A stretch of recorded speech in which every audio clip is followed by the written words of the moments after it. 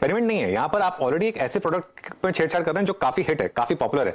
Weekly options expiry सबसे पहले financial सबसे पहले बैंक निफ्टी में शुरू हुई थी, निफ्टी में बाद में आई थी, बैंक निफ्टी में पहले शुरू हुई थी।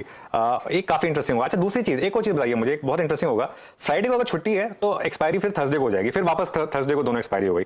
अगर थर्सडे को छुट्टी है मान लो, तो निफ्टी की एक्सपायरी फिर शिफ्ट हो जाएगी वेडनेसडे को, और बैंक निफ्टी की एक्सपायरी रहेगी फिर फ्राइडे को। काफी इंटरेस्टिंग होने वाला है ये। मेरे ख्याल से एक ऐसा टॉपिक है जिस पर लोग डिवाइडेड होंगे। एक अपने एक्सपर्ट को जोड़ लेते हैं, एक बार राजेश पालवे जी भी जुड़ गए हमारे साथ वापस, उनसे एक व्यू ले लेते हैं इस समय। राजेश जी, क्या व्यू होगा आपका इस चीज को लेकर? काफी बड़ा चेंज है ये, और काफी मतलब क्या फैक्टर रहा होगा आपके हिसाब से, और क्या व्यू होगा आपका इसको लेकर? तो अनुज जी देखिए, बैंक निफ्टी में जो वीकली एक्सपायरी को उन्होंने चेंज किया है, इसके पीछे जो बड़ा थॉट प्रोसेस लगता है वो ये कि ऑलमोस्ट हम देखें तो निफ्टी का वेटेज 30%, निफ्टी पे हम देखें 30% स्टॉक्स के बैंकिंग सेक्टर के यहाँ पे डोमिनेट करते हैं, और थर्सडे के दिन काफी वॉलेटाइल हो जाता है मार्केट, दोनों ही इंडेक्स में एक्सपायरी होती है। तो अब ये एक्सपायरी सिर्फ इंडेक्स की निफ्टी की रहेगी थर्सडे, और फ्राइडे बैंक निफ्टी की रहेगी।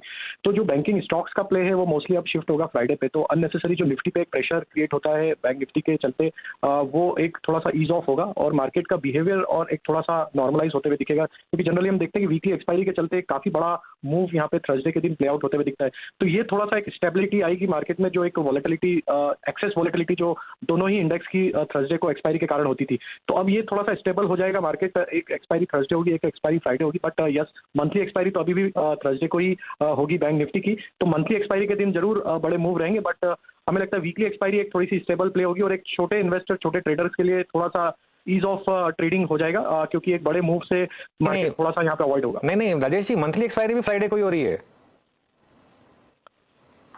मंथली भी फ्राइडे को हो रही है।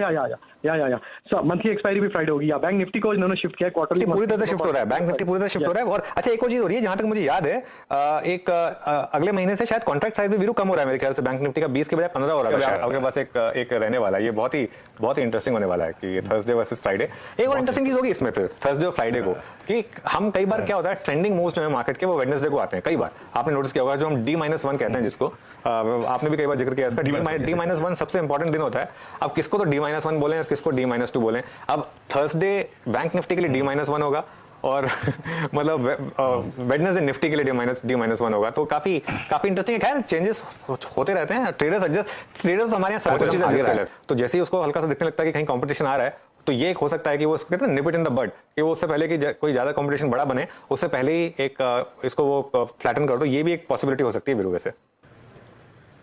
जी हाँ, पर जो भी अनुज, आई थिंक अब शुक्रवार को आपको उदास नहीं लगेगा। मतलब जो हम वो थर्सडे फैक्टर खोजा करते थे ना कि 2:30 से 3:30 के बीच में क्या होगा, अब वो शुक्रवार को भी रहेगा। तो शुक्रवार की शाम भी हसीन होगी। शुक्रवार तो वैसे ही हसीन होती है।